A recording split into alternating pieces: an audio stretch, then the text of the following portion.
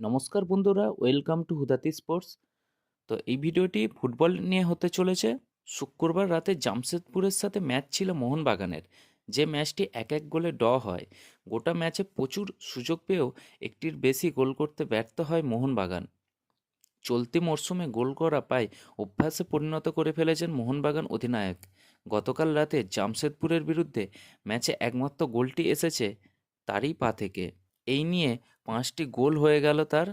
তবে জামশেদপুরের বিরুদ্ধে গোলের ক্ষেত্রে অনেকটাই অবদান টম আলডেডের। বক্সে ভেসে আসা কস তিনি হেড করে সুভাশিসের সামনে নামিয়ে দিয়েছিলেন। সেই কসে পা ছুঁয়ে জটলার মধ্যে গোল করেন সুভাশিস।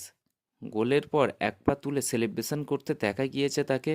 এছাড়াও প্রথমার্ধে যা সুযোগ পেয়েছিলেন তাতে হ্যাটট্রিক করে ফেলতে পারতেন জেমি ম্যাকলারেন। অনেক সহজ সুযোগ নষ্ট করেন জেসন কামিংস, লিস্টনরা। এরপর দ্বিতীয়ার্ধে 60 মিনিটের মাথায় নিজের একক দক্ষতায় গোল করে দলকে ম্যাচে সমতায় ফেরান স্টিফেন এজে। গোটা ম্যাচে দারুণ ডিফেন্স করতে দেখা যায় তাকে। এছাড়া জামশেদপুরের গোলকিপার আলবিনো গোমসের দুরন্ত গোলকিপিংয়ের সৌজন্যেই বারবার আটকে যেতে হয় লিস্টন ম্যাকলারেন কামিংসদের। অন্তত গোটা তিনেক নিশ্চিত গোল আটকে দেন তিনি।